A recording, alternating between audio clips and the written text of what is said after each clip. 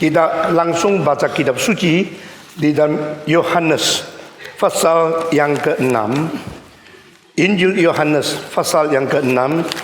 Kita akan membaca bersama-sama beberapa ayat. Injil Yohanes pasal 6. Kita mulai membaca dari ayat ke-40. Injil Yohanes pasal 6 ayat yang ke-40.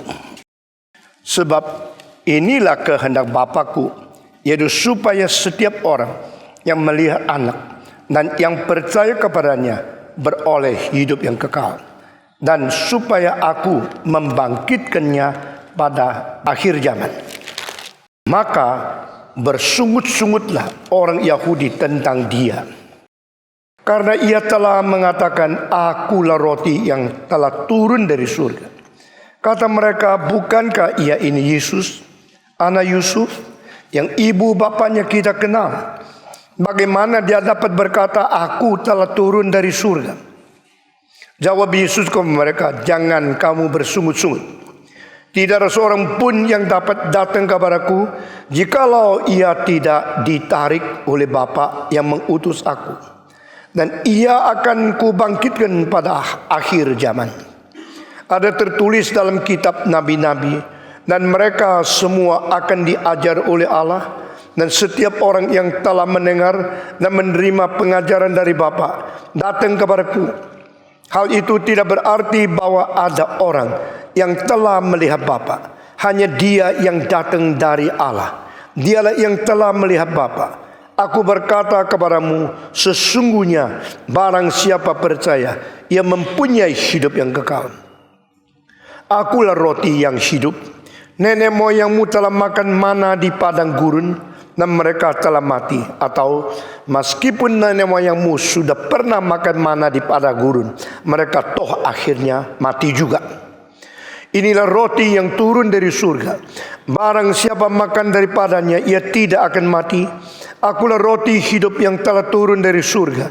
Jikalau seorang makan dari roti ini, ia akan hidup selama-lamanya. Dan roti yang kuberikan itu ialah dagingku yang akan kuberikan untuk hidup dunia.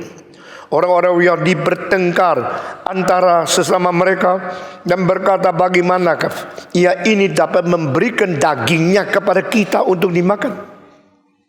Semua membaca bersama-sama. Maka kata Yesus kepada mereka, Aku berkata kepadamu, sesungguhnya jikalau kamu tidak makan dari daging anak manusia dan minum darahnya, kamu tidak mempunyai hidup di dalam dirimu. Barang siapa makan dagingku dan minum darahku, ia mempunyai hidup yang kekal, dan Aku akan membangkitkan dia pada akhir zaman. Sebab dagingku sudah benar-benar makan, dan darahku adalah benar-benar minuman. Barang siapa makan dagingku dan minum darahku, ia tinggal di dalam Aku, dan Aku di dalam dia.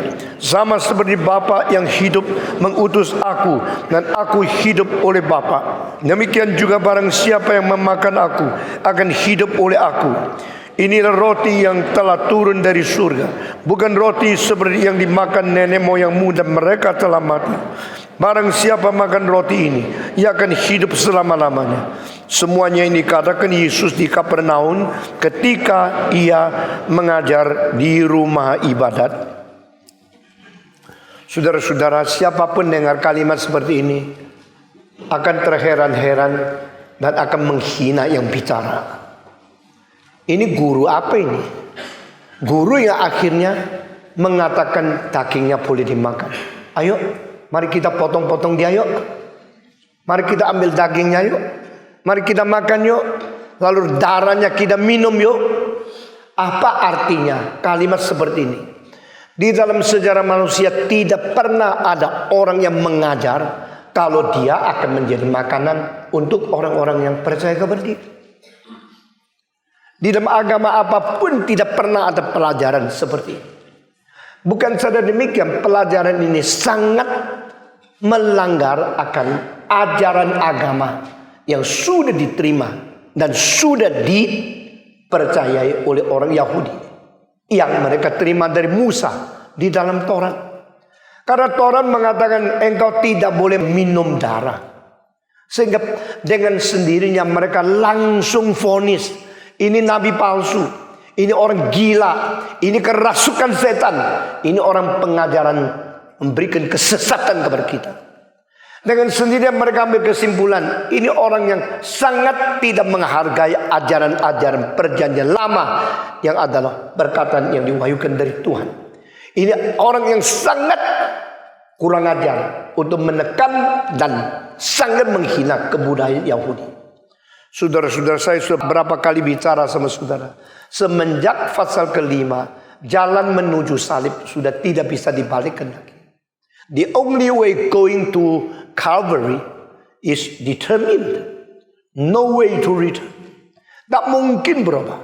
Karena di situ ada sesuatu konsep Kristus yang sama sekali bertitik tolak dari konsep orang Yahudi yang mereka kira mereka sudah menerima perjanjian lama dari Tuhan Allah sendiri. Bangsa satu-satunya yang dikaruniakan firman, bangsa satu-satunya yang menerima wahyu, bangsa satu-satunya yang mengerti Taurat, bangsa satu-satunya yang diberikan nabi. Mereka jauh lebih tinggi dari semua bangsa. Dan mereka mempunyai superioritas, hak istimewa. Karena firman yang hidup sudah dikaruniakan hanya kepada bangsa ini. Kemurnian darah yang turun dari Yakub mengakibatkan mereka sangat menghina orang Samaria karena campur darah. Orang Samaria setelah ditawan pergi ke negara yang lain. Mereka nikah sama bangsa-bangsa yang lain. Mereka pulang membawa benih yang tidak lagi murni. Keturunan mereka ada keturunan yang campuran darah. Campuran darah itu adalah hal yang dihina. Campuran darah ada yang tidak mungkin setia kepada Tuhan Allah. Campuran darah berarti orang kafir yang telah merubah akan benih sesungguhnya dari Tuhan.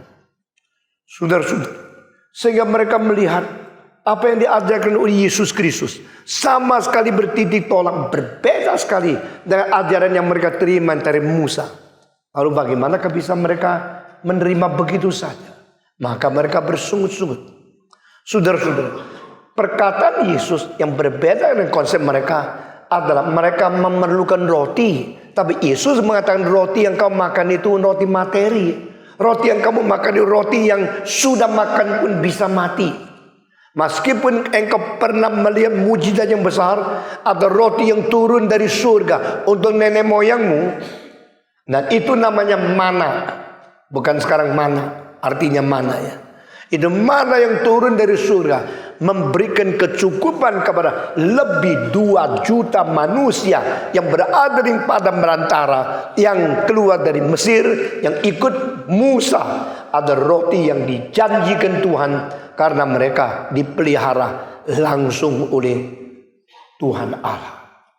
Nah sekarang di tengah-tengah padang belantara sudah tidak ada roti yang namanya mana. Semua yang pernah makan itu sudah mati. Yesus berkata membandingkan yang materi sama yang rohani, yang sementara sama yang kekal, yang kelihatan dan tidak kelihatan, berkali-kali. Dan ini jelas sekali. Yesus berkata kepada perempuan Samaria, nenek moyangmu terus menerima dan minum air sampai zaman ini dari sumur yang diturunkan oleh Yakub. Tetapi akibatnya sudah minum tetap haus kan? Tidak pernah puas kan? Sekarang dia berkata kepada orang, nenek moyangmu pernah makan mana yang turun dari Tuhan, tapi mereka tetap mati juga kan? Tidak ada satu yang sudah makan roti itu tidak mati. Tidak ada orang yang minum air itu tidak dahaga lagi. Berarti materi bagaimanapun kita perlu itu tetap limit. Materi bagaimana penting untuk mencukupi hidup kita secara jasmani itu tetap sementara. Nah, yang mau Yesus bawa dari konsep mereka kepada konsep Tuhan Yesus adalah keluar dari keterbatasan ciptaan untuk menerima ketidakterbatasan daripada penebusan. Nah, ini titiknya. Dan titik ini tidak diterima karena mereka tidak bisa keluar.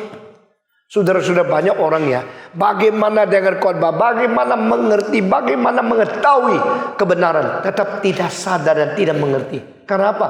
Limit. Limit itu terus mencengkeram mereka. Limit itu terus membatas mereka. Sehingga mereka tidak bisa terobos. Paulus berkata, semacam perempuan dengar firman seumur hidup tak mungkin mengerti. Saya waktu muda baca ayat itu kaget. Jangan-jangan saya orang itu. Dengar terus. Tetapi tak ngerti. Dengar lagi, tetap tak ngerti. Sampai mati tak ngerti.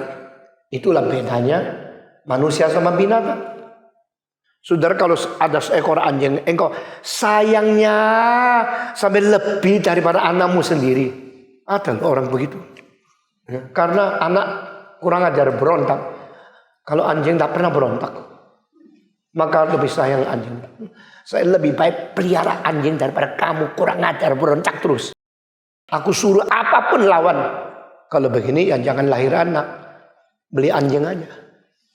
Ya, saya dengar seorangnya psikologis bicara sama seorang, kamu ingin jadi pemimpin? Iya. Tetapi tidak ada orang mau dipimpin saya. Ya sudah, tidak ada orang mau dipimpin kamu, yang beli anjing 5 aja, engkau pasti jadi pemimpin yang sukses. Semua taat kok. Ya. Susahnya mau suruh orang dengar, susahnya suruh orang taat. Yang pelihara anjing aja, duduk, loncat. Aduh, puas banget ya. Ya, ini paket kepemimpinan saya sekarang boleh dilaksanakan, aktualisasi diriku sendiri. Beda, kenapa? Dia dengar duduk, berdiri, lari, loncat, tidur. Dia cuma dengar ini 5 kalimat itu. Tetapi apa saja ajarkan, mereka tidak ngerti. Bedanya manusia sama binatang, ada manusia bisa berontak. Tetapi kalau sudah mengerti, ketaatan itu bernilai tinggi sekali. Binatang bagaimana taat, tidak pernah mengerti hal-hal melampaui insting dia. Bedanya di sini. Dan ini perbedaan qualitative difference. Tuhan Yesus mengatakan di dalam ayat-ayat yang lain, dombaku mendengar suaraku. Kamu tidak mengerti, tidak mendengar suaraku karena kamu bukan dombaku. Ayat-ayat seperti begini sebenarnya menyatakan apakah engkau sudah menerobos limit atau tidak. Jika engkau tidak pernah bisa menerobos limit, maka engkau akan bodoh seumur hidup. Tidak pernah keluar daripada keterbatasan yang sebenarnya tidak boleh dimiliki oleh manusia. Karena manusia justru adalah manusia. Karena dia mempunyai satu kebebasan. Bukan semau dewe namanya kebebasan. Kebebasan menerobos limit. Menerobos limit. Menerobos limit. Kenapa engkau ke Singapura? Engkau ingin menerobos limit. Kenapa tidak di Indonesia? Karena di Indonesia cara mendidik, cara belajar banyak limitnya. Akhirnya engkau memelimit batasan yang disebut ikatan nasionalisme. Engkau menjadi internasionalis. Engkau akan keluar daripada limit tradisi pikiran yang sempit. Jika engkau mendapatkan guru yang bisa membebaskan pikiranmu, yang bisa menunjuk sesuatu jalan untuk bagaimana menerobos, kau berbahagia sekali. Demikian firman Tuhan yang turun dari surga, itulah kunci penerobosan. Tapi penerobosan itu tidak gampang kecuali pimpinan Roh Kudus dan orang-orang yang dipilih oleh Tuhan. Itu sebab Yesus berkata, kau bukan dombaku, maka kau tidak dengar suaraku. Nah, suara Tuhan itu begitu tinggi, begitu superior. Tapi kalau didengar begitu paradoks dan begitu berkontradiksi. Apa itu? Suruh orang makanlah dagingku. Ayo kita gigit ya. Nah, orang kalau mengerti kalimat itu, tidak ada penerobosan, tidak ada pelampauan terhadap limit. Dia akan mengerti Alkitab dengan cara interpretasi yang disebut metode yang dikatakan letterlek, harafiah. Harafiah. Kalau mengerti secara harafiah, engkau sudah terikat oleh bahasa.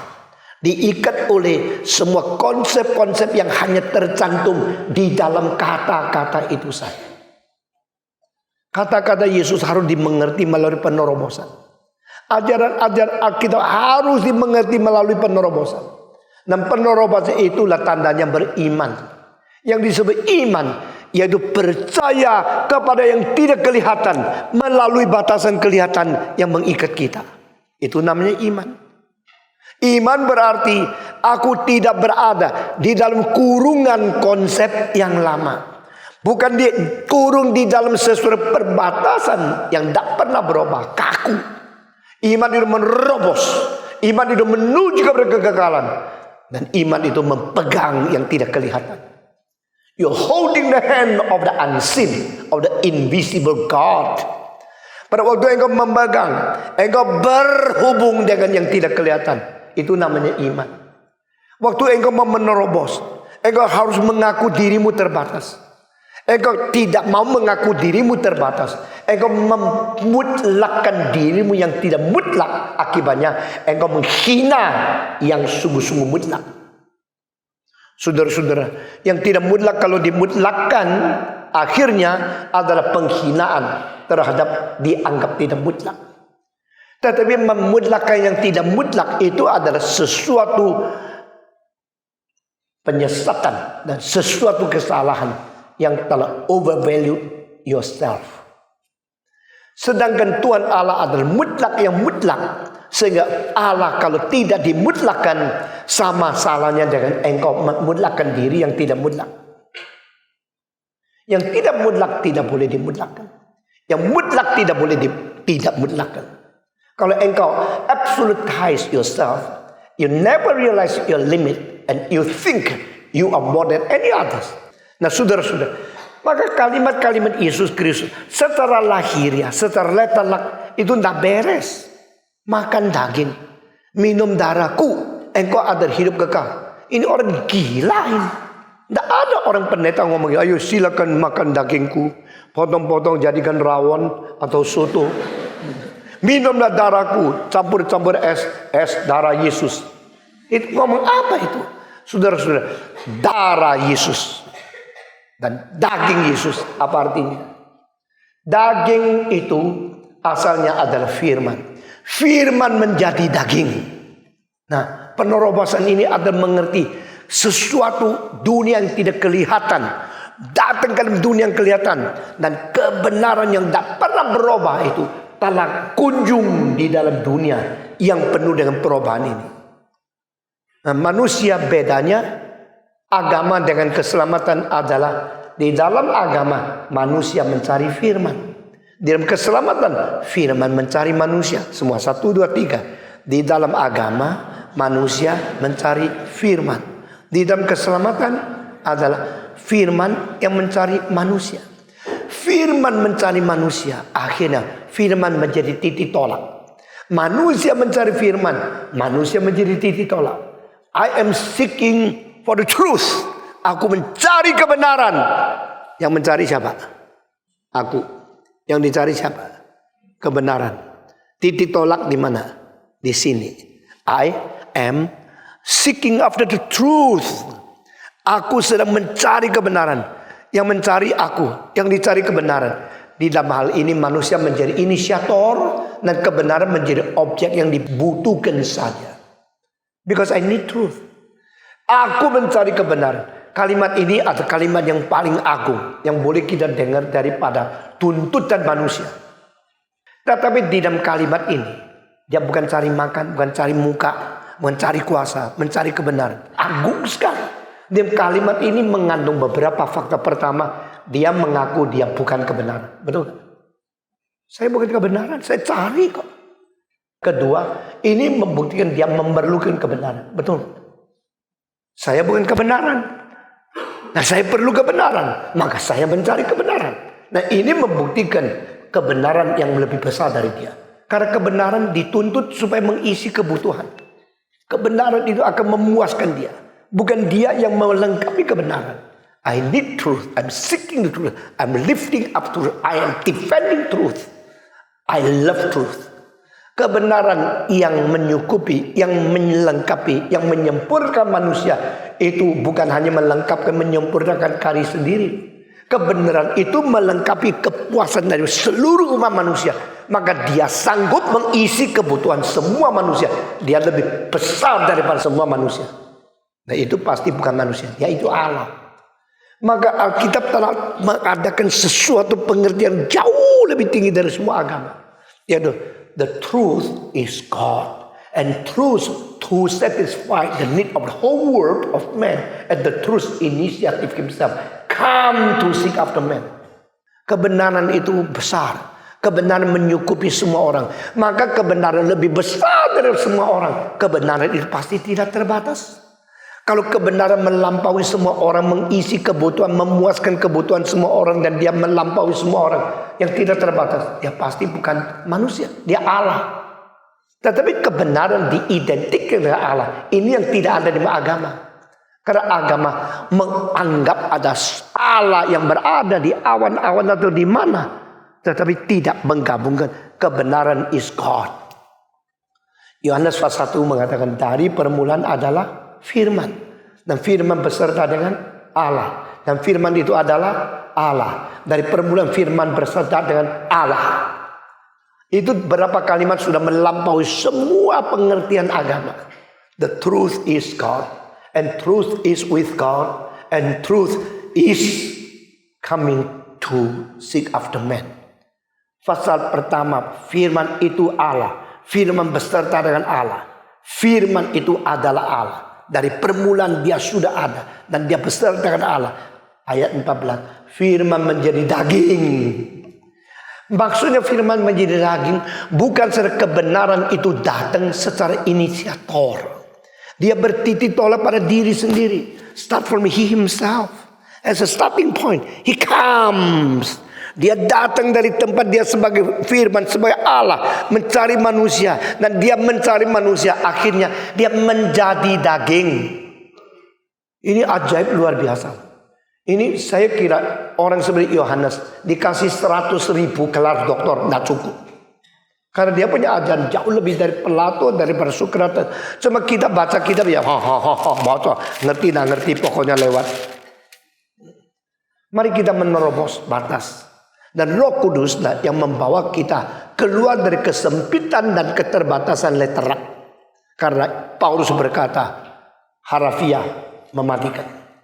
Makna kerohanian menghidupkan. Kalau kita baca seperti orang Yahudi, dia baca, dia belajar, dapat SKS, lalu tumpuk sebanyak mungkin, akhirnya mendapatkan diploma akademik. Orang akademik yang puas diri dengan apa yang sudah dia raih, tetapi tidak pernah mengerti apa yang dicerahkan oleh Roh Kudus, dia tetap adalah akademik yang mati. Karena harafiah itu mematikan. Firman dan daging digabungkan dengan Kristen, yaitu Allah mau serta dengan manusia. When the word of God became flesh, it means God is in man. God is limited in the human form. Allah terkurung di dalam bentuk manusia. Allah yang adalah roh sekarang menjadi daging. Yang tidak kelihatan menjadi kelihatan. Yang kekal menjadi sementara. Yang bersifat yang tidak rusak berada daging yang kelihatan bisa rusak. Paradok itu membuat manusia bingung. Maka apa artinya dagingmu boleh dimakan? Apa artinya darahmu boleh diminum? Engkau seorang gila. Engkau seorang kerasukan setan.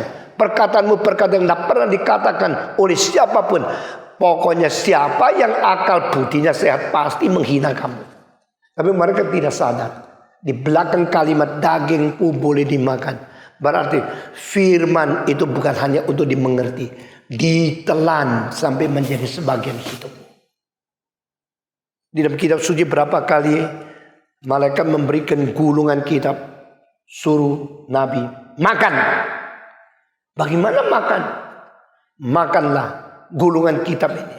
Setelah dimakan, maka saudara-saudara, berarti firman masuk ke dalam hidupnya. Nah ini artinya sebenarnya sudah pernah tertulis di dalam kitab-kitab yang lama. Makanlah gulungan kitab itu. Berarti terima firmanmu. Menerima bukan dari telinga, menerima dari mulut. Menerima mulut berarti menerima sampai menjadi sebagian hidupmu. Kita dengar firman Tuhan itu hanya menjadi pengetahuan yang masuk kuping. Atau mendengar firmanmu sebagai satu makanan rohani yang masuk ke dalam jiwa di spiritual kita.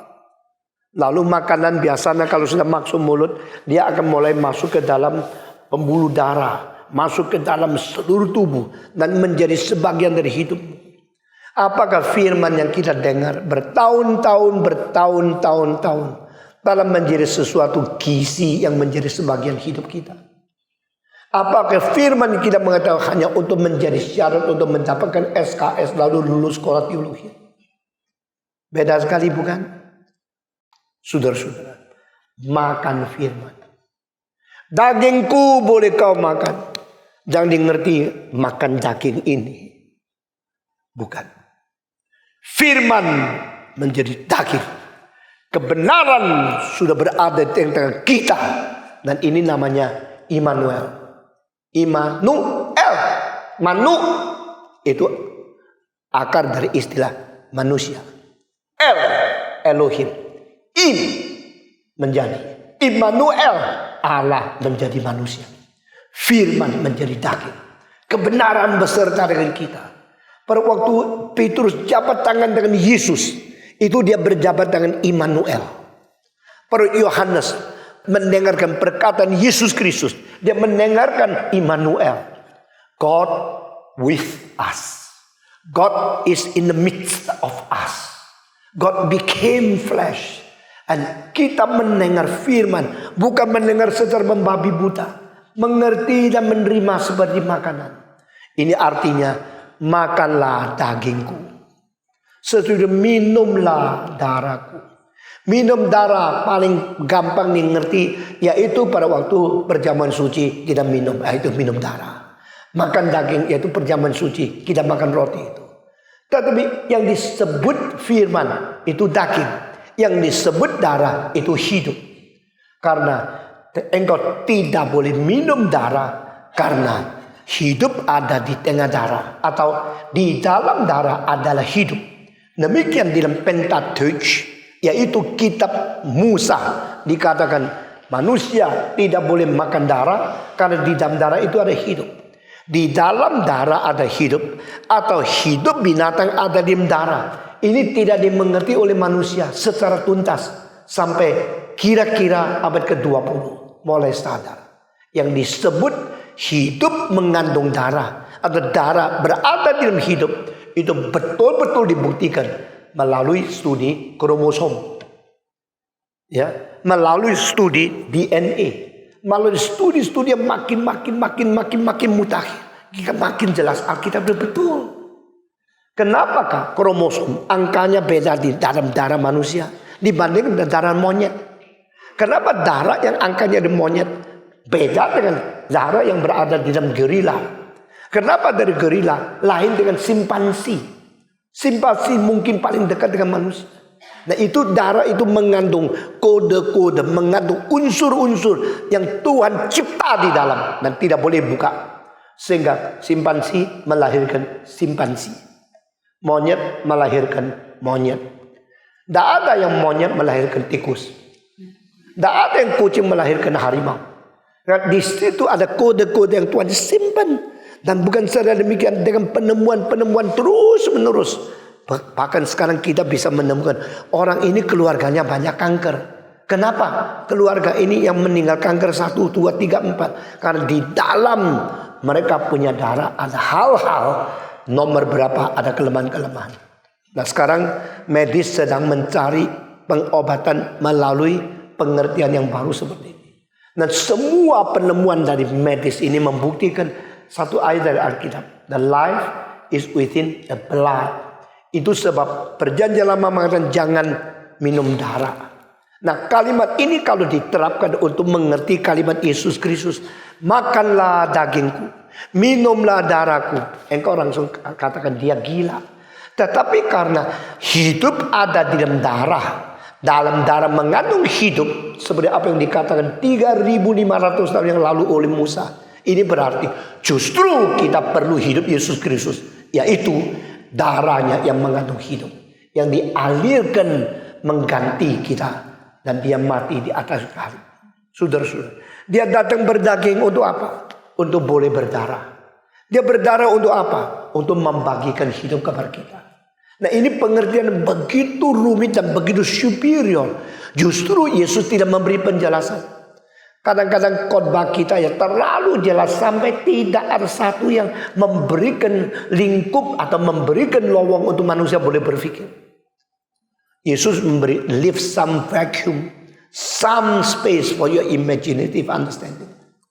Tetapi orang akademik yang sudah terikat oleh semacam sistem logika, mereka tidak mau lagi memikir, tidak mau terima. Pokoknya yang saya sudah belajar dari akademik saya betul, yaitu Torah Musa. Kau orang Galili, ngomongnya ngawur. Kau orang gila, kau rasuk setan. Jadi tidak ada pertemuan. Waktu Yesus mengkhotbahkan tentang I am the blood and my flesh. You should eat it and drink from it. Mereka tidak bisa ngerti. Mereka mengatakan, loh ini siapa sih ini? Bukankah ini anak Yusuf kan? Nah ibunya namanya Maria kan? Kan. Apa itu artinya? Kita sudah ngerti dia kok. Nggak usah belajar lebih banyak. Dia kan gitu ya kan-kannya. Dia kan anaknya Maria toh, ya suaminya Yusuf toh, katanya Nanika beranak toh, kurang ajar toh, ya. Satu kali seorang murid saya mengatakan, Pak Tong kalau ke Siantar jangan lupa khotbah dan injili papa saya. Oke, saya pergi Siantar, bikin kabangan rohani. Hampir 600 orang datang. Di dalam satu tempat yang hanya bisa terima 300 orang. Penuh sesak. Dan paginya saya pergi mengunjungi beberapa keluarga. Dan orang yang suruh saya injili papanya adalah orang yang waktu menyerahkan diri menjadi hamba Tuhan, diusir keluar dari rumahnya. Dan dia menjadi orang yang sekolah teologi. Sebelum lulus dia berdoa, jangan sampai papa saya mati belum kenal Yesus. Wah, pasti Stephen mau pergi ke situ. Pak Tong tolong ya pergi rumahku, alamannya ini, papa saya umur gini, dia sudah tua, tolong injili dia. Saya pergi. Waktu saya pergi, bapaknya tanya, siapa kamu? Anak muda kalau gini biasanya takut ya. Waktu itu saya masih umur 30 lebih. Saya tidak jawab, saya adalah saya. Siapa kamu? Saya guru yang mengajar sekolah teologi. Dan anakmu murid saya. Oh, kau guru anak saya? Saya bilang, atas anugerah Tuhan. Iya, silakan duduk. Ada apa datang ke rumah ini? Orang tua itu berwibawa ketuaan itu ya. Terus saya bilang, anakmu mengharapkan saya memberitakan Injil Kristen kepada kamu. Jadi, lu mau saya jadi Kristen ya? Saya bilang, Tuhan mau engkau jadi orang Kristen. Kalau pakai gua mau itu taruh kecil. Tuhan mau engkau menjadi orang Kristen. Tuhan yang mana? Repot loh sama orang gitu itu. Tuhan Yesus.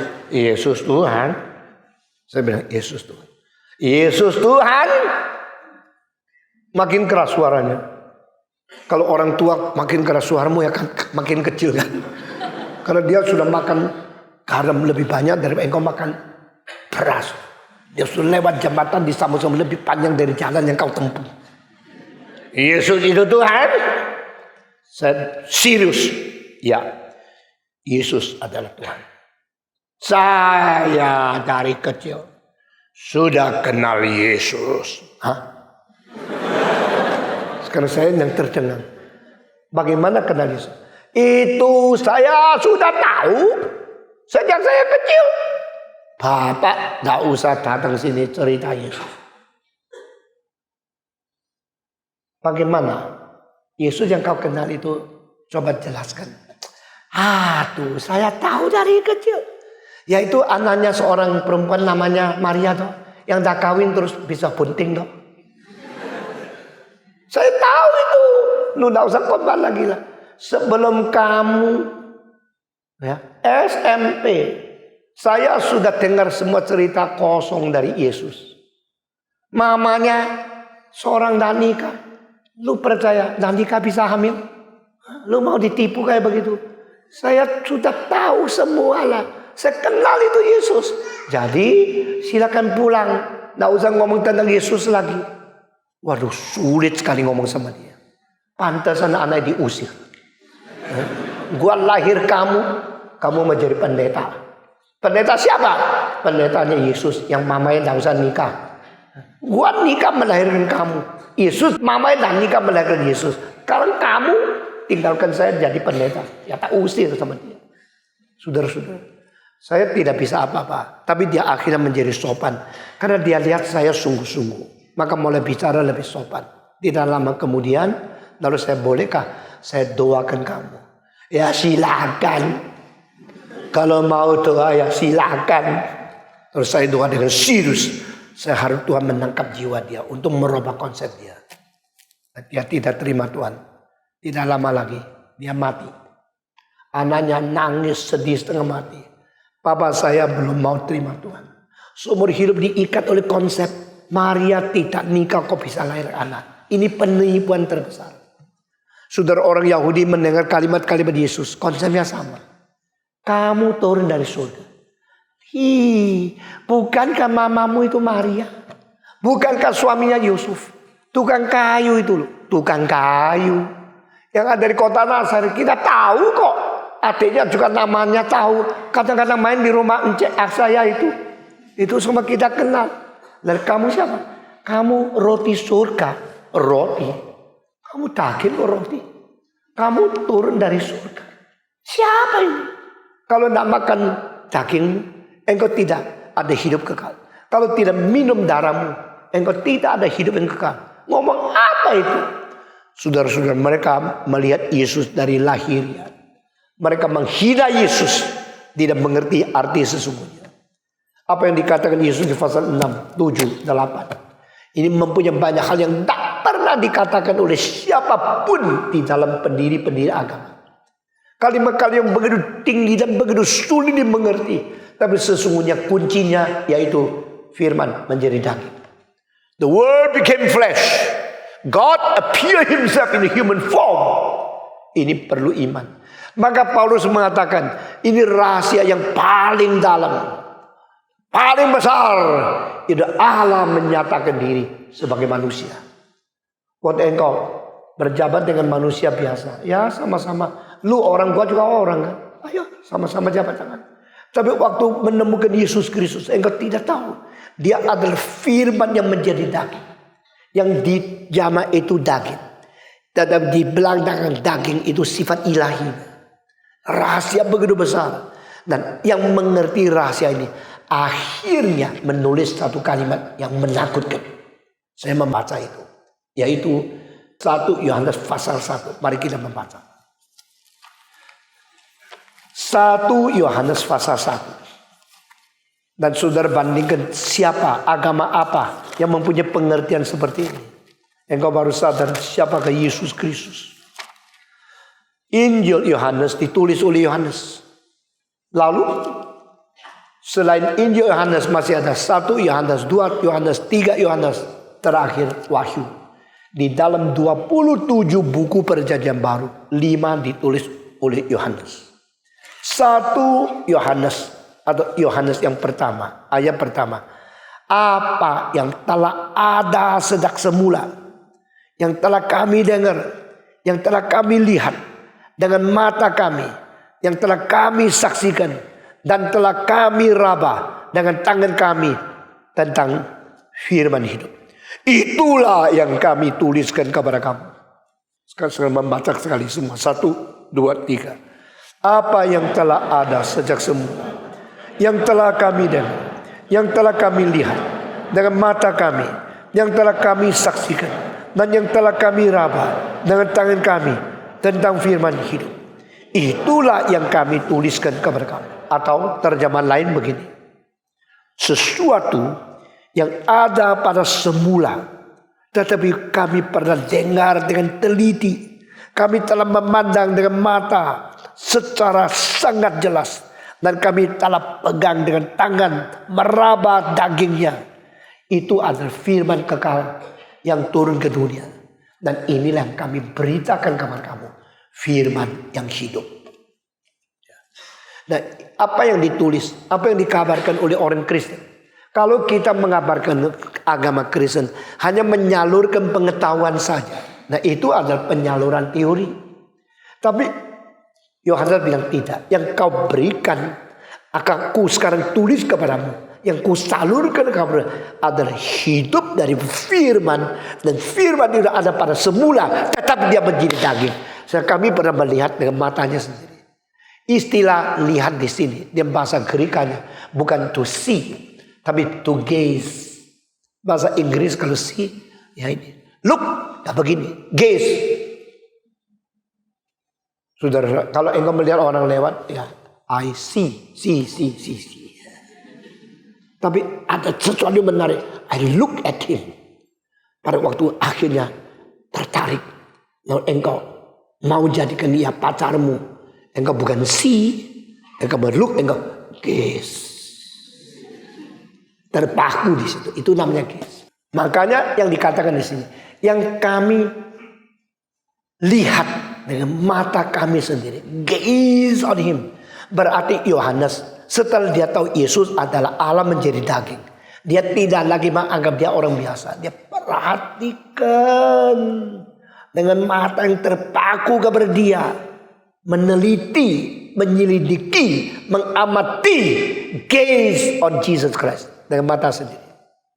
Dan kami dengar, telinga kami dengar sendiri. Dengar, pendengaran itu lain loh. Saudara-saudara, ada satu orang saya tanya, engkau bisa dengar bahasa Inggris? Bisa. Perancis? Bisa. Jerman? Bisa.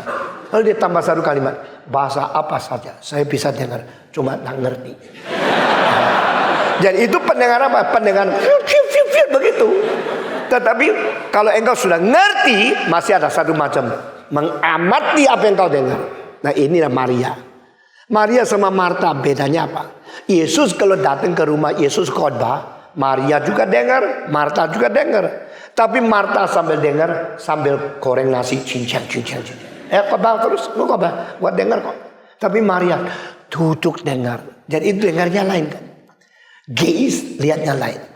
Dengar, mendengarkan itu dengarnya lain. Ketiga, kami meraba dengan tangan sendiri. Tidak ada kalimat seluruh kitab suci satu-satunya kali. Firman kami raba dengan tangan sendiri. Firman kami gaze dengan mata kita. Firman kami dengar dengan telinga kami sendiri. Dan akhirnya kita sadar ini firman hidup. Ini hidup kekal. Sekarang saya tulis tentang apa? Tentang firman yang hidup itu dari saya yang mengalami sendiri untuk memberitahu kepada kamu. Itu namanya mengabari Injil. Orang yang mengabar Injil sendiri tidak kenal Injil. Tidak mungkin. Orang yang cuma sekolah SKS cukup lalu menjadi pendeta. Itu omong kosong. Harus engkau mengalami. Engkau sendiri mengerti. Engkau sendiri mendapatkan kuasa. Engkau mengalami hidup yang bekerja merubah hidupmu. Akhirnya hidup dari Yesus Kristus. Yang telah menjadikan engkau orang Kristen yang sungguh-sungguh. Baru engkau beritakan. You speak out what you prehend.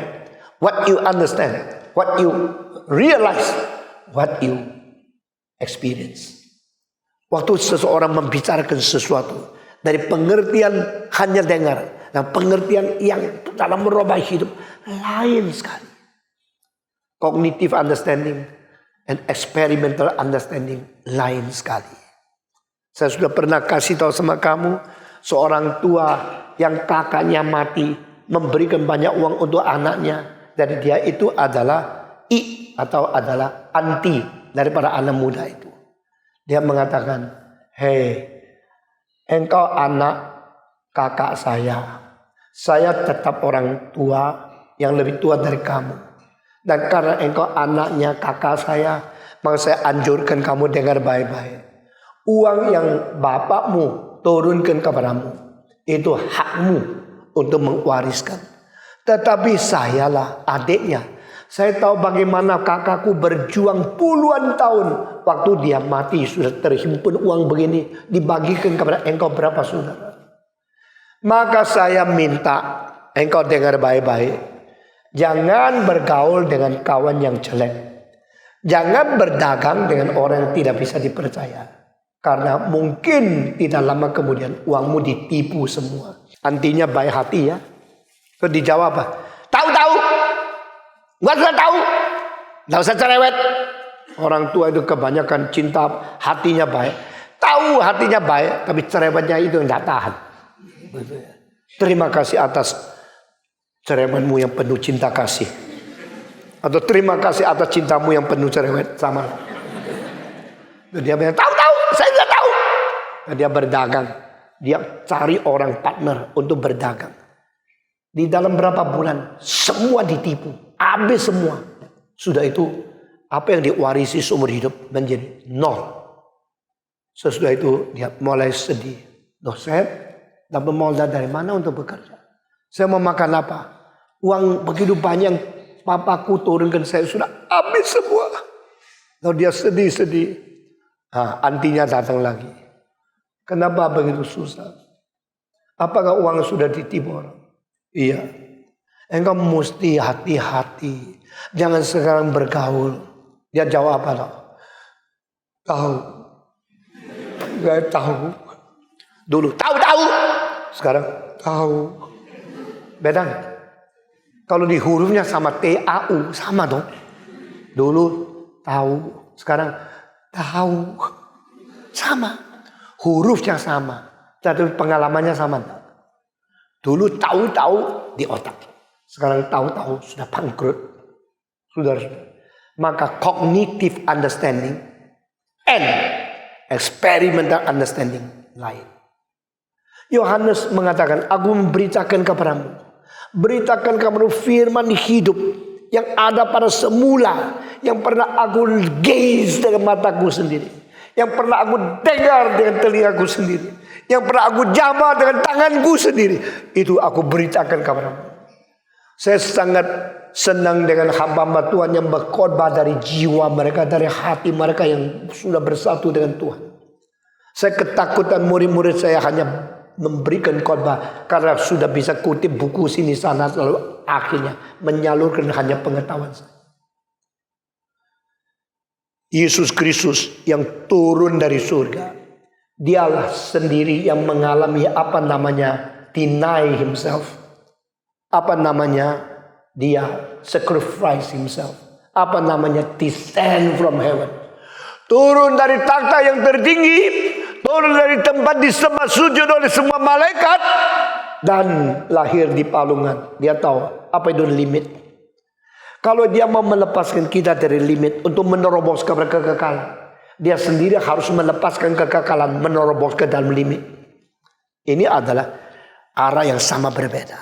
Semua agama adalah dari keterbatasan, ingin melepaskan diri menuju kepada kekekalan.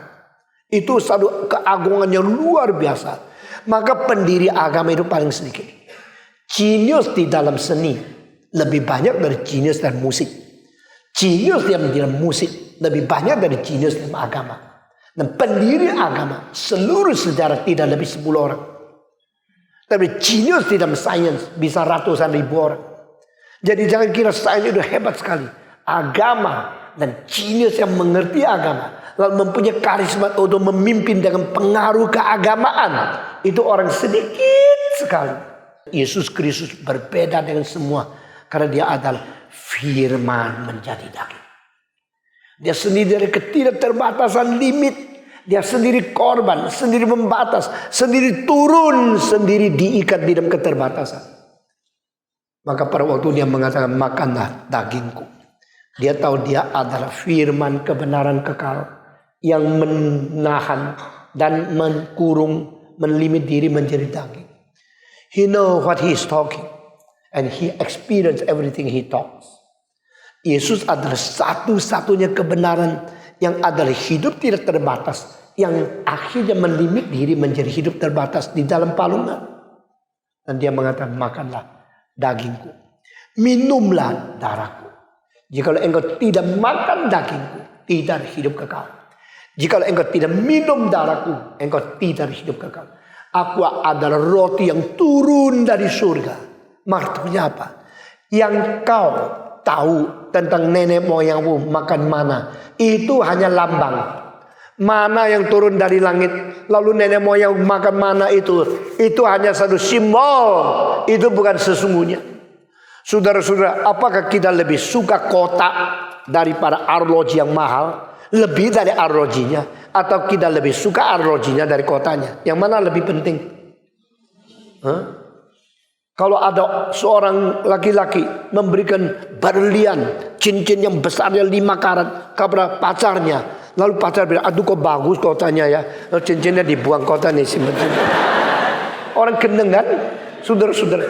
Maka engkau harus mementingkan apa yang menjadi inti, apa yang menjadi kualitas, apa yang menjadi bobot yang sesungguhnya daripada lahiriah. Yesus sengaja adalah berlian paling besar disimpan di kotak yang jelek. Tubuhnya jelek, kelihatan biasa seperti manusia, tapi di dalamnya ada bobot yang tertinggi. Aku adalah firman yang turun dari surga. Yang di luar ini hanya lahiriah. Yang kau lihat itu hanya bayang-bayang. Kalau engkau lihat bayang-bayang pacarmu datang, engkau senang. Lalu engkau terus pegang bayang-bayangnya, ya gendeng dong. Kalau engkau dikirimi foto dari pacarmu, engkau senang. Aduh, aku terus tulis surat sama dia. Engkau tidak usah datang. Sebenarnya aku sudah mencium kamu. Yang kau cium itu foto. Bagus kok. Foto bagus, saya sudah sempurna. Saya sudah puas inilah. Lalu engkau telepon sama dia. Tidak usah datang, tidak apa-apa. Asal ada foto sudah cukup. Nah itu orang Yahudi.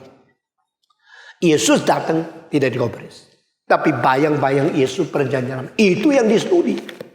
Mereka mempelajari Yesus, mempelajari kristologi. Tetapi Kristus yang betul-betul datang dia salibkan.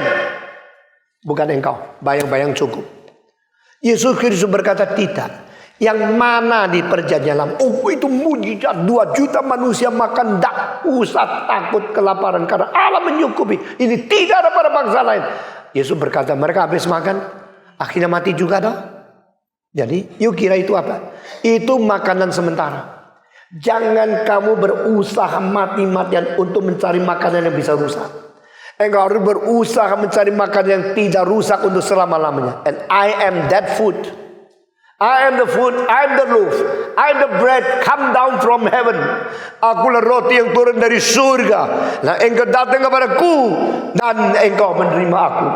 Karena Bapakku memberikan orang-orang milikku kepadaku. Dan aku akan menghidupkan mereka pada waktu akhir zaman. Ini muncul 3 kali di bagian ini. 3 kali. Barang siapa yang datang kepadaku, percaya kepadaku, dialah orang ditarik oleh Bapakku. Yang ditarik oleh Bapakku akan datang kepadaku. Yang datang kepadaku, aku tidak akan membuang mereka. Dan pada akhir zaman, aku membangkitkan mereka dari kematian. Ini semua ada kontras antara yang rusak dan tidak rusak. Daging yang fana dan kekekalan. Hidup yang kekal. Ini ada kontras di antara perbandingan antara yang kelihatan dan tidak kelihatan. Are you seeking for the eternal life? Here. You remember your ancestor. They eat manna from heaven. I am that one. Engkau ingat sejarah. Engkau tahu cerita itu. Engkau membayangkan mujizat manna turun. Itu hanya bayang-bayang. Itu hanya sesuatu yang kelihatan, yang sementara, yang bayang-bayang, yang tidak kekal. Karena nenek moyangmu sudah makan mana, akhirnya toh mereka mati juga kan? Barang siapa yang makan daripadaku, minum daripadaku, dia tidak akan mati. Maksudnya, akhir zaman aku membangkitkan dia sekali lagi. Saudara-saudara, ini semua dikelopkan menjadi satu kalimat pasal 3:16.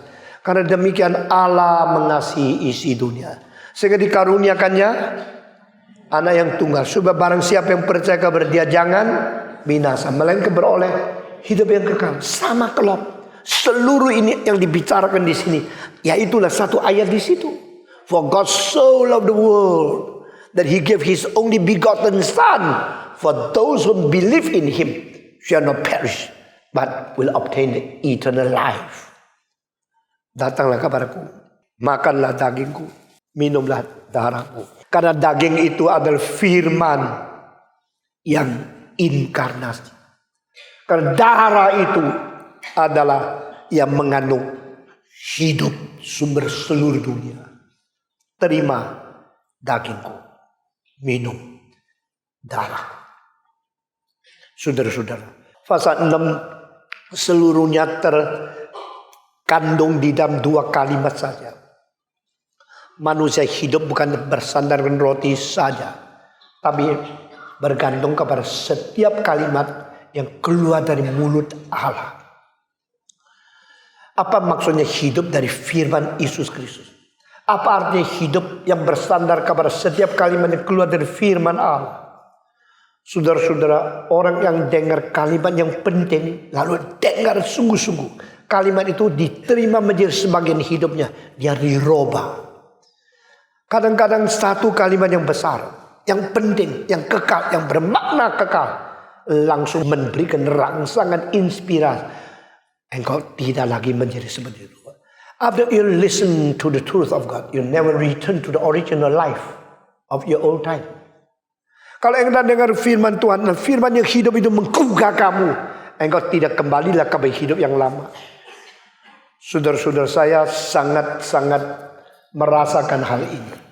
Karena ada kalimat-kalimat yang saya dengar umur 17 yang membuat perubahan pikiran saya. Mengakibatkan saya seumur hidup tidak pernah menyesal menjadi hamba Tuhan. Saya tidak bisa bayangkan. Kalau hari itu saya tidak ikut kebaktian itu. Kalau hari itu yang khotbah bukan khotbah itu. Kalau hari itu dalam khotbahnya tidak ada kalimat-kalimat itu. Saya bagaimana berubah? Bagaimana menentangkan seluruh hidup? Mungkin saya akan menjadi pemuda-pemudi ya sama seperti orang lain. Bisa sekolah selesai, bisa cari duit yang banyak, bisa orang kaya. Akhirnya kelebihan cuma satu, petinya lebih besar. Kalau saya tidak dirubah oleh kalimat-kalimat firman Tuhan, sehingga seumur hidup menjadi hamba Tuhan, saya sekarang jadi apa saya tidak tahu. Tetapi kalimat-kalimat yang hidup dan yang menghidupkan itulah kalimat yang memberikan kekekalan kepada kita. Saya percaya di dalam khotbah saya berpuluh-puluh tahun, firman-firman yang sungguh-sungguh berasal dari Tuhan telah menggugah dan merubah banyak pemuda-pemudi. Dan saya tidak tahu hidupmu dipengaruhi oleh kalimat apa. Yesus berkata, manusia hidup bukan bersandarkan roti saja, tetapi bersandarkan setiap kalimat yang keluar dari mulut Tuhan Allah sendiri. Kiranya kita semua menjadi orang Kristen yang sungguh-sungguh dirubah hidupnya oleh firman kebenaran. Dan firman kebenaran yang paling sejati, yaitu yang pernah tinggalkan surga menjadi daging, hidup di dunia, mati mengalirkan darah bagi kita. Terima daging Yesus, berarti terima firman yang hidup ke dalam hatimu.